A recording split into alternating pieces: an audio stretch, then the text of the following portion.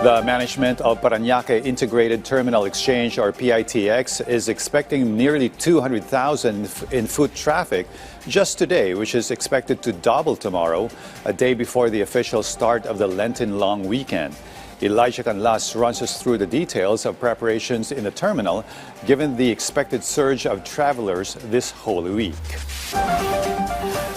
Carrying their bags and determined to be with their families in the province, passengers are crowding major terminals this Holy Tuesday. One of them is Lulu Mendoza, a senior citizen who lined up early to catch a ride to GMA Cavite. Despite her age, she made sure to wait in the right lane for a smooth trip home. Kasi ang Cavite hindi pa actually nagtataas ng price ng fare. Sa ngayon medyo maluwag pa to. Kasi kung medyo humahaba na kasi we are still waiting for the bus nga.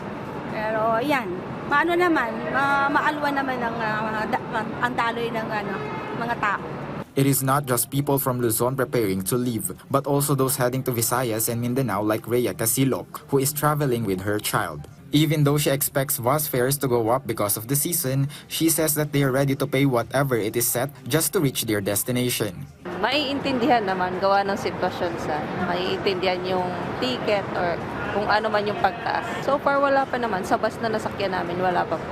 Terminal management expects the number of people or foot traffic to hit nearly 200,000 today. They expect this to double tomorrow for last-minute travelers. To keep people safe, the Philippine Red Cross Rizal chapter has set a first aid station. So far, 2 passengers have received help with blood pressure monitoring. The Bureau of Fire Protection, or BFP Parañaque, is also on standby to prevent any fires inside and outside the terminal. Security personnel are strictly scanning all baggages to make sure no one brings in deadly weapons or sharp objects. While the lines are moving slowly because of the crowd, authorities assure that there are enough buses to serve all passengers. Officials continue to remind the public to be early and follow rules for peaceful and safe Holy Week. Right now, passengers are still arriving to catch a drive to their provinces. As of 5 p.m., foot traffic here at PITX has reached almost 140,000. Elijah Canlas from the National TV Network for the New and Better Philippines.